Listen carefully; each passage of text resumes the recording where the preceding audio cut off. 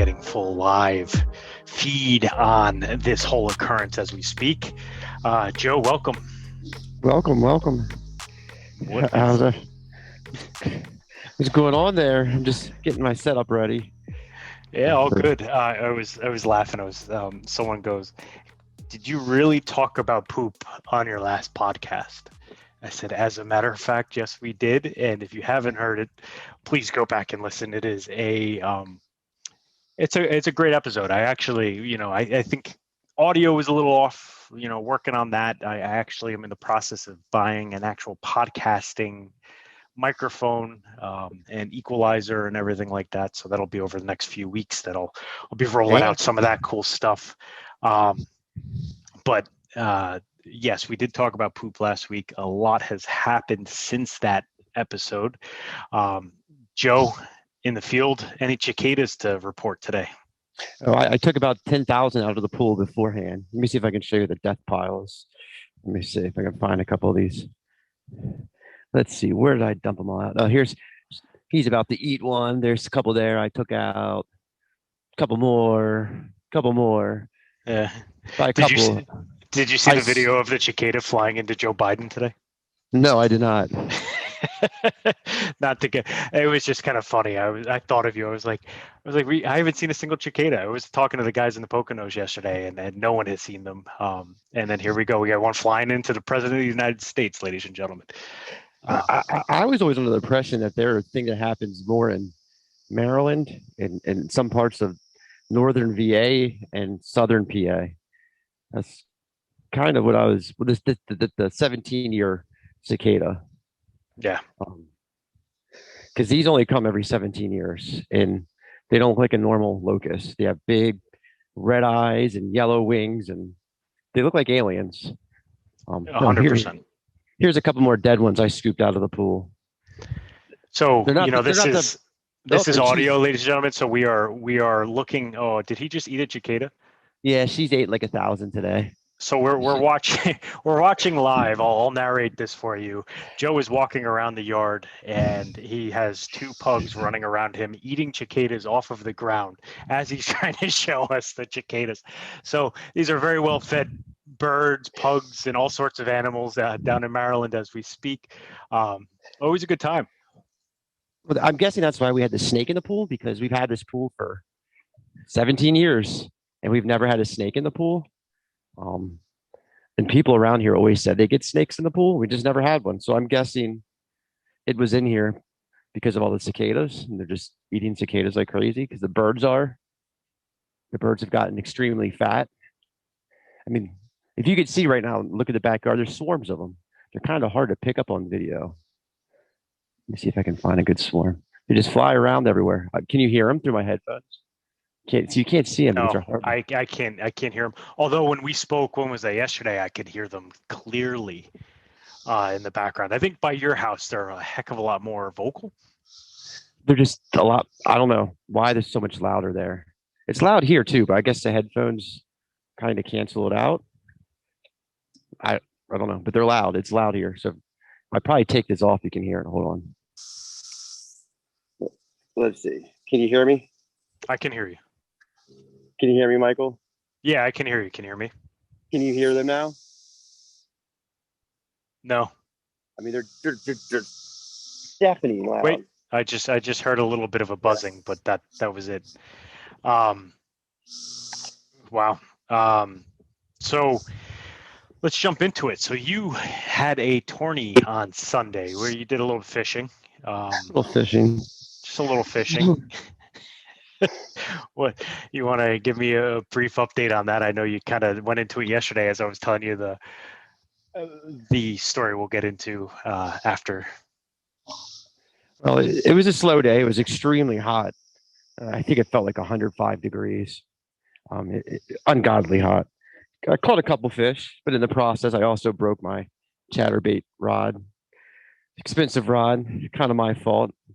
Got snagged, and people who fish, when you get snagged, sometimes you'll go to where you're snagged and you'll reel in and put the rod tip in the water and knock the bait off, And I went to do that, and I don't know what the hell is in the water. It almost felt like an anchor. It was metal of some sort, and just by doing that, it's snapped my tip. Oof. Besides that, I mean, it was good. I caught a good sized one. Just slow day, very hot. Um, Fish are kind of in transition from that crazy spawn time to post spawn. The weights have definitely gone down on the bay a little bit here recently, from winning bags around 22 to 24 pounds to a good bag right now. The past 2 weekends has been about 17. Um, the day before was the Ike Foundation's Pro Am Tour out there, Pro Amateur Tournament. Oh yeah, I did see that. Yeah, Mike. Yeah, and I think the winning weight for that was like 17 and some change, um, and that was pretty close to what I think our winning weight was, 17. Um, and there was also another tournament too while we were going on, and it was the same thing, about 17 pounds. But tough day. I did okay. Finished seventh. Not my best showing, but oh well. You know, next Well, week I have South Carolina, Clarks Hill, for the BFL, the South Carolina division, where I think I'm currently sitting like 12th overall. I'm not sure. I gotta look. I'm right there at the top 10 out of a lot of people. So next Sunday is kind of a big deal for me. So that's kind of where my head's at. yeah, I don't blame you. That's awesome. I yeah, I it's fishing has been rough yesterday too. So we went to I played hooky, trying to use up some PTO before the end of the year. So I took a vacation day and did what we did last summer, which is me and a buddy of mine and a friend of his do a float trip down the Delaware River. The good folks at Chamberlain Canoes, we've been using them for quite some time now. They basically drop you off in a kayak, canoe, raft, whatever it is you want. You can sometimes bring your own canoes, kayaks, whatever. They'll drop you off and pick you up when you're ready to be picked up. We opted for somewhat of a shorter trip than we did a couple times last year. The mileage I actually do not know, but basically they drop you off at the Delaware Water Gap, and then they bring you. You float downriver and fish as you go. Last year, obviously, I don't think I've been since August, like middle of August maybe, and we crushed it. I mean, guy last year, one of the trips we had this spot that we call it our honey hole. He caught almost 28 fish in the span of an hour, and this hole alone, like it was just super productive. Wow. And we get the river. I first time seeing the Delaware up close and personal in some time, and it was high, it was fast, it was murky. I didn't bring my fly rod like I did all last year. I promised him that I would bring my bass rod this time and make my way around that. So, I wanted to take my chances with figure finesse fishing, right? Was Yep. the ticket, regardless, right? Um, Try and keep the number of things that you bring to a minimum when doing these float trips. Because they're smaller. And They're smaller kayaks. I saw you guys had. yeah, they're small, man. They're really small, tight. Like I had my bag between my knees basically, and my rod when you're kicking off is like basically hanging off the boat. And you're drifting the whole time. You don't have an anchor system. You don't have anything. There's some spots that are very rapidy. I have took GoPro video, so I'll post some of that. But it was a rough river ride, man, and nothing the first half of the trip. We got to the honey hole, and I was the only one to have a hit there, but just the river was moving too fast, didn't have enough weights, I would say, or heavy enough weights. So I switched it up a little bit. So you had recommended this lure, which I will not name here, and I was casting that out a little bit, and we decided to continue floating down the river.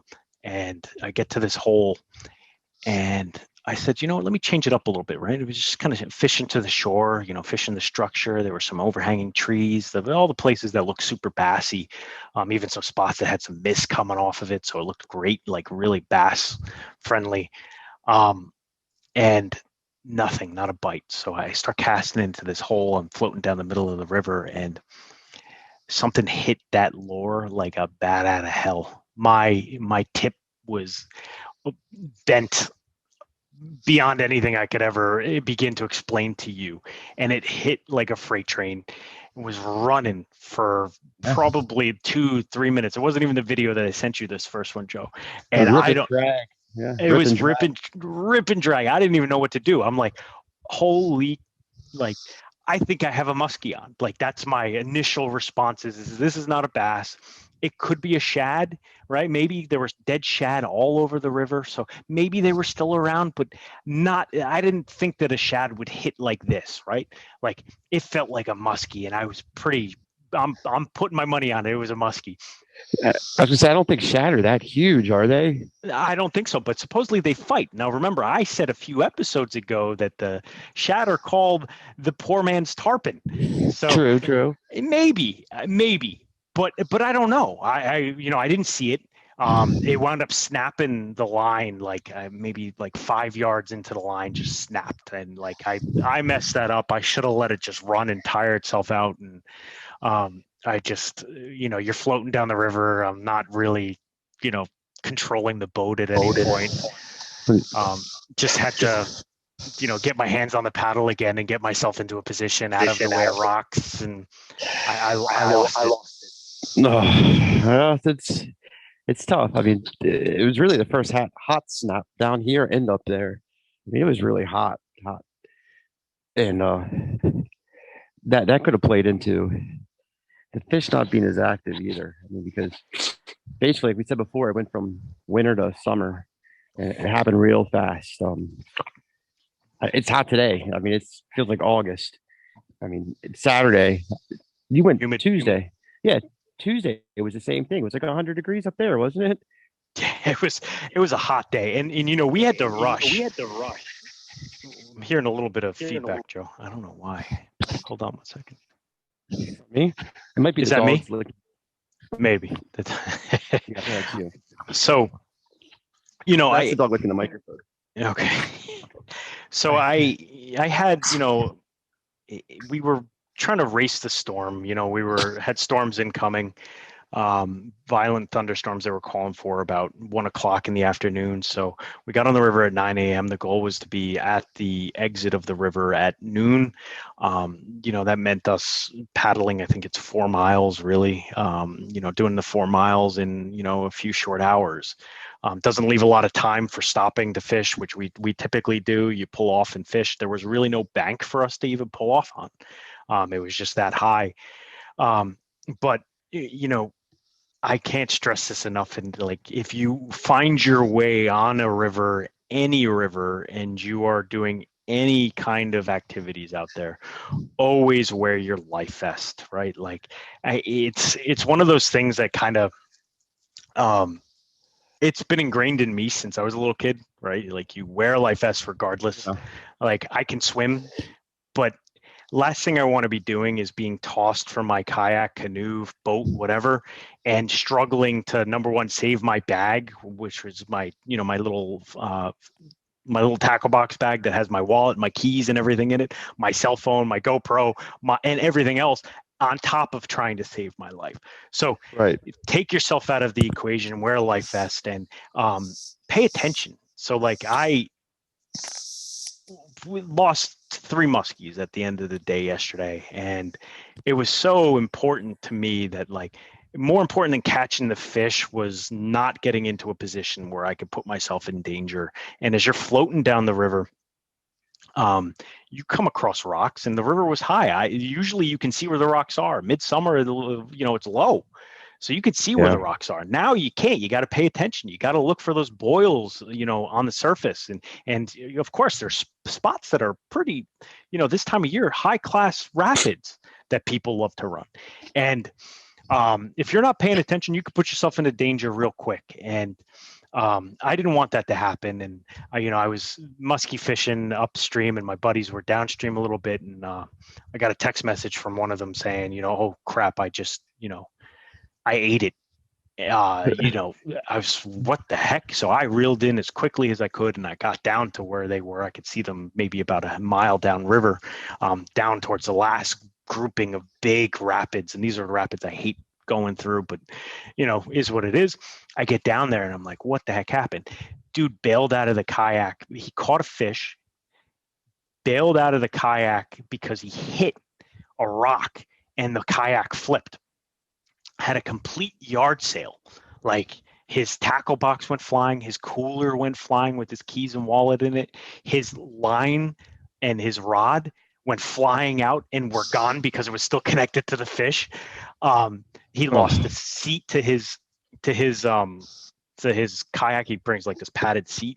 Everything went flying out of the freaking kayak and downstream, and he's getting slammed, banged up against the rocks. He's saying, and he luckily was okay, right? Like more than anything, like stuff can be replaced. You cannot be replaced. And no. He, was bleeding a little bit. And luckily, he lost a shoe. He lost the shoe. Like one of his like keen sandals went flying off him. Like legit. I can laugh about it because he's okay. He ate it hard. I mean, he ate hard. He ate it hard. And aren't those keen sandals like strapped to your feet? They're strapped to your feet, man. So that should tell you everything you need to know about what happened. And like you're supposed to, and they tell you need to be wearing your life vest, the dangers and perils of, the river. The river has currents, man, like different currents. And,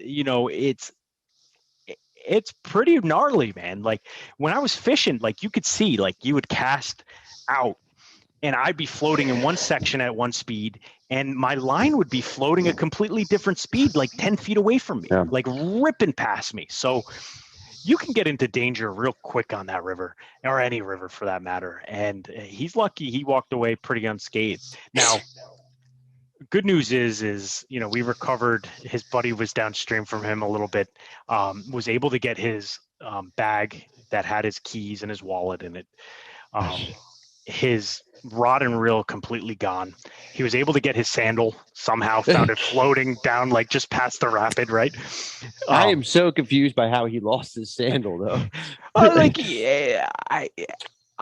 This is how I interpret it. And maybe he'll come on and he'll explain it, but like when he bailed out of the kayak, he hit the ground, right? Okay. And it sounds like his foot got twisted up under the rocks. Now, when you bail out in a river, right, like they say to you, go onto your back and point your legs downstream. And that way your legs are elevated. They're not going to get caught. You're not going to get tumbled under things or trapped. Or that's how you have shallow water drownings, is people get limbs trapped, caught underwater, right? But this all happened so quickly that like he basically, it sounds like he tumbled, like held on to the kayak with his hands. It just kind of like went over the falls and like kind of tumbled and whatnot. And everything bailed out of the kayak itself. And, he went under and over and under and over. And to complicate things, it sounds like he was in the midst of like telling us that thunder was coming, because I heard thunder and lightning coming down the river. So he's texting us as he catches a fish, as his kayak is crashing. So his phone was completely fine. It went under. The guy, I think he was on the phone actually with the other guy. And he says, the other guy goes, all I hear was, yeah, hey, son, like underwater talking on the phone. And, once again, I'll laugh because he's okay, beat up, but okay. And he was kind of pissed. He's like, the rod was a cheap rod. It was a cheap reel. It was what he uses for this kayaking trip. And, but he was more pissed about his tackle. So he had a small little tackle box, and the tackle box was just one of those clear plastic that you get at like a hardware store or whatever.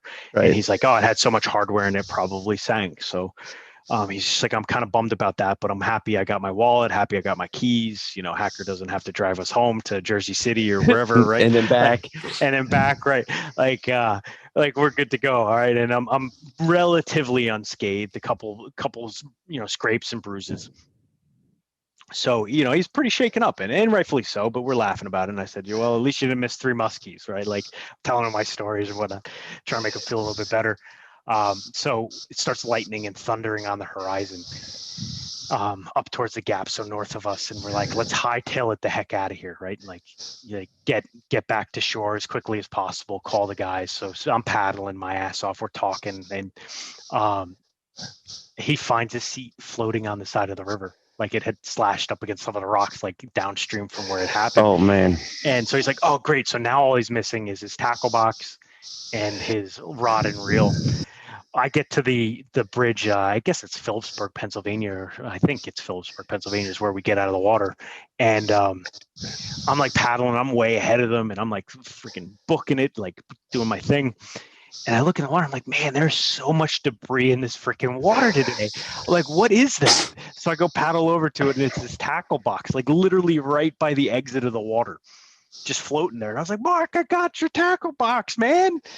Man, he lucked out on that one. Yeah. He's lucky he didn't bring all his tackle with him, and he only had like one little. I've heard stories of people losing thousands of dollars of tackles, like float trips, and boop, there it goes. That would be no good. That would be a heartbreaker. I know how much tackle I have, and I have a lot, but not compared to some of these guys. If I lost it all, oh my God, I would be devastated. Devastated.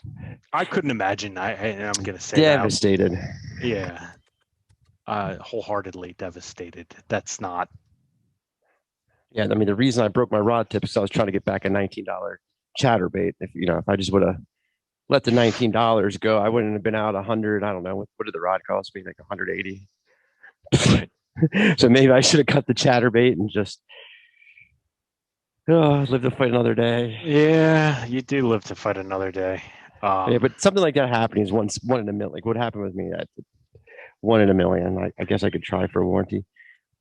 Well, even for him, I mean, it was 1 in a million, right? Like we've been on the river in so many times, and Don always says to me, like when I go out on canoe fishing by myself and I'm like walking, or when I'm like walking out the door, she's like, please be careful. Like you're going by yourself, like don't take unnecessary risks. And I really take heart to that, because it's true. If you're like even hiking in the woods, like one of our cousins used to say he would go hiking in the woods by himself and go fishing on days that I couldn't go with him. And it would be like, you got to be careful, man. Like I'm all for doing things by myself, and I do things by myself, but I do not take risks to the sense of like put myself, my limbs at risk, right? My life at risk. It's just not worth it. So like when I get close to these rapids on this river, I stop fishing. I take my rod out of the water, my lure out of the water, and I cruise through the rapids. And I'm sure I miss fish because of it, right? Like there's some nice holes in there that are kind of sitting between the rapids that probably are amazing little holes for fishing. But I'm number one, I'm not confident enough on a kayak. I got to be honest. I'm not confident enough on my canoe that I've been fishing all this time on. From that video you sent me, I mean, they look really tight and small.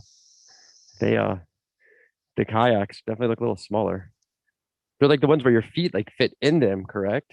Yeah, you go into the little cubby, so to speak. Yeah. Huh.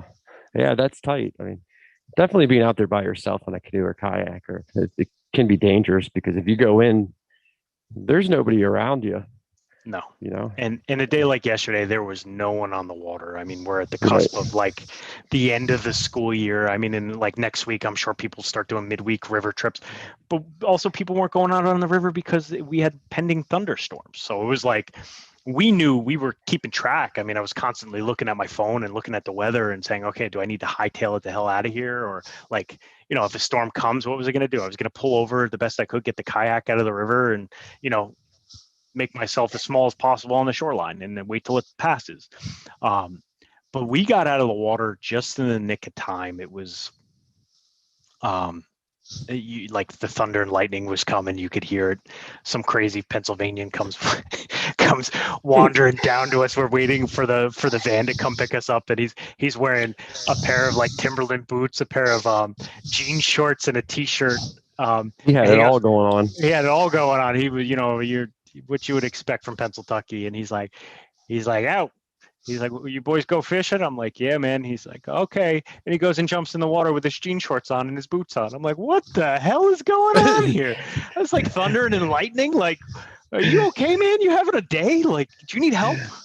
Yeah, that's I'm a little good. out there. I mean, I'm I good, could man. understand jean shorts with the boots off, but the boots on would make me a little worried there. He might have been ending it all. I mean, not picking on anybody or making fun No, of he him. got he was fine. But like it was funny. But like we got into the van and it was like we drove maybe 5 minutes up the road back to their headquarters, and it was like the wind was hitting and the trees Yeah. were bending and it was thundering and lightning all around us. I mean, it was wild.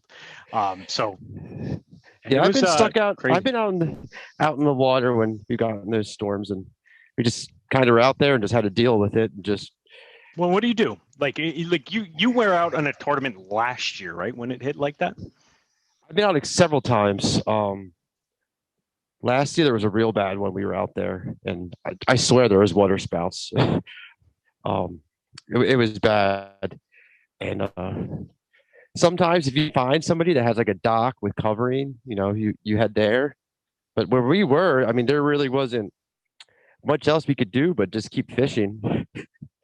I mean, so we just kind of rode it out.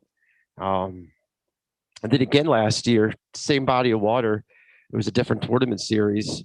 Um, this storm came up the Susquehanna, thunderstorm, and just rode it out.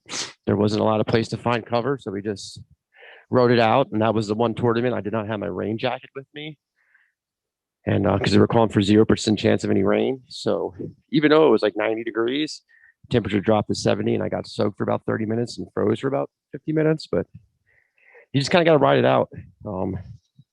There's certain times where it's real bad. I guess you got to go.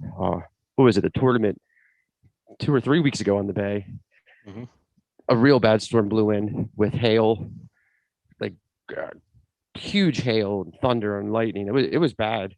Luckily, we were all coming in for Wayne at that time, but we were docking when that storm hit, and it was pretty nuts. I wouldn't have liked to have been out there for that one, but Yeah, it's like I said, crazy. some bodies of water that has lots of these lakes that have people that have their houses on them with their docks that are covered. Sometimes he'll run for there and hide, or they'll try to find a bridge and go take cover under a bridge.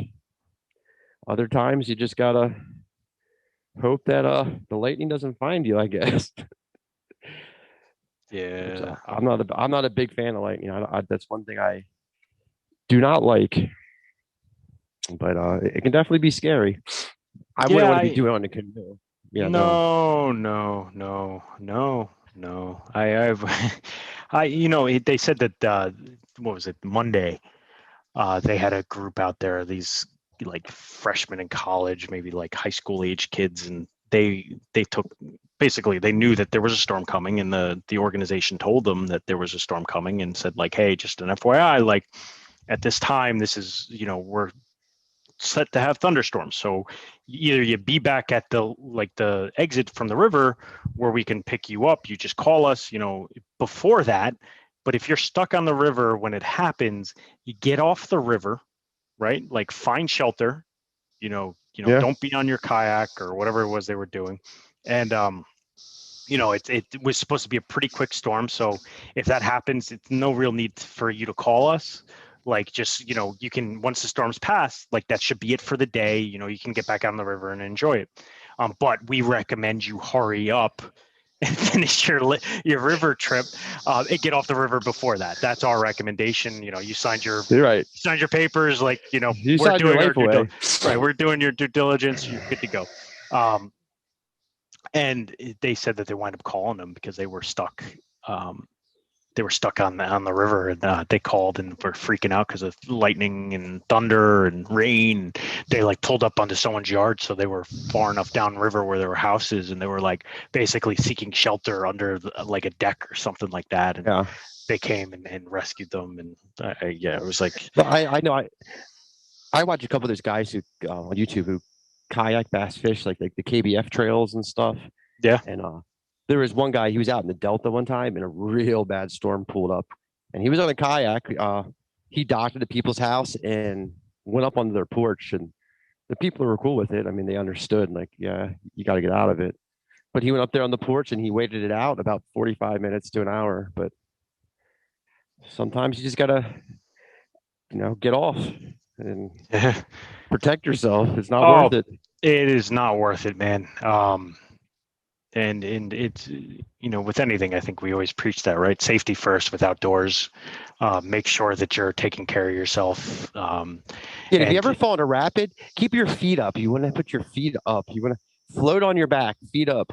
You don't want to be like dangling down because you can't see what's underneath you and that water that could grab a hold of your feet and pull you under.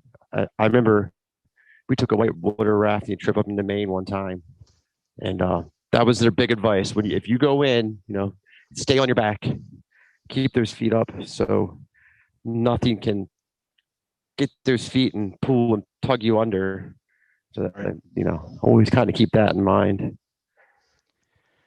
Always great advice, and be mindful of your surroundings. Be mindful of weather. Make sure you have the right stuff. I mean, it was hot yesterday, so yeah, I drank. Yeah. I think 4 bottles of water. Yeah, you got to keep hydrated. I make the mistake of.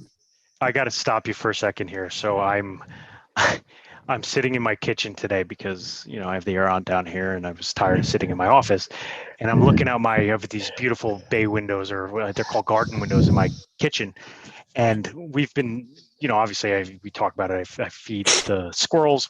And now the blue jay comes around. So the blue jay just flies up, lands on the window here, stares at me, and then flies down on the ground because he wants to tell me it's time for him to eat. It's time for you to feed those animals. Time for me to feed those animals. You're going to have a whole arc of animals in your patio by the time it's all said and done. Hey, I just hope in my time of need, like that meme with the squirrel, you ever see it, where he's holding the sword, it says, in my time of need, the squirrels that I swerved to, save their lives come to my rescue. Well, I hope to God one time, some point in the future, if I need them, they will come to my assistance. That would be funny. But it would be funny as heck if it's true. Especially if you called it on GoPro. Oh my gosh, right? Oh, yeah. Something happens and they come to you, defend you, all the squirrels and blue jays. They start calling you Cinderella or something. Something like that, right? Like St. Francis. That's what April calls St. Francis. Sister. Yeah. Oh wow, man! Now when we got the doves over here, the grackles are here. I pull. Well, see, I got the cicadas floating upside down in the pool. That gives you can you see how big its wingspan is? Dude, that thing is nuts. And for those of you who need to know, how big would you say that is? Like 2/4, 3/4? It's probably 2 inches long, the wingspan when it's out. Yeah. I mean, here. There, now it's all closed up. Ugly things, aren't they? That's an ugly SOB, brother. And they fly into you and get stuck on you. Like I said, flew into President Joe Biden, the leader of the free world. Cicadas do not care. Remember the honey badger video? Honey badger don't give a. Yeah, cicadas don't give a. They don't hurt you. They don't do anything. The worst thing that happens is sometimes you don't realize you have them on you. Like you'll get in the car or something, it'll be on your shoulder, and it'll make that noise like right in your ear, like it'll scare the crap out of you. Well, I mean, this tree I'm looking at right now in front of me probably has I'm counting 1, 2, 3, 4, 5, 6, 7, 8, 9, 10, 11, 12, 13. I mean, I'm going to be honest. The past 3 weeks on this podcast, I think we've spent probably a good 30 minutes total speaking about cicadas, which is absolutely hysterical. Well, they only come once every 17 years. It's funny. Last time they were here was Riley was being born. Yeah. That's how long ago it was. That's my daughter. Nuts, that's crazy. Freaking nuts. They're just annoying. Well, like you forget about them. You always wonder if they come back, and they come back. Like I want them to go away. Yeah. Well, let's wrap it up, Joe. What do you got going on for this weekend? Anything good? Nothing exciting. Tournament next week. I was debating whether or not to enter there at Clarksville. Okay. It would be a little bit too much this weekend because I'm going down there next weekend. I might enter a tournament here this weekend. If not, just do some fun fishing. But yeah, next, not this weekend. The following weekend's the big one. So keeping my fingers crossed for you, man. And knock on wood. tight lines. We'll talk before then. Yeah, we'll talk a then. little bit about strategy and kind of what your thoughts are going into it and what your preparations are. And Yep. we will wrap it up there. Ladies and gentlemen, thank you for listening to the Hacker Outdoors podcast. Again, this is Michael Hacker, the host of the Hacker Outdoors podcast with Joey McCormack. We hope you enjoyed. If you did enjoy what you heard, please give us a like, a thumbs up, a comment, whatever it is you like to do on whatever platform you're listening to this on. Check us out on YouTube. You have some videos on there. Joe's supposed to be getting his GoPro somewhat soon, I think, next trip down to South Carolina. We're not even going to get into it. But I need one desperately. Yeah, well, we'll get there, and look for some new videos. I did post today, Wednesday, June 9th, a snippet from the YouTube video from Lake George. I hope you like that. And I do have some video from the float trip. No fish were seen except for dead shad. So that's all we got, ladies and gentlemen. Have a great weekend. A lot of dead shad. Thanks, everybody. Have a great weekend.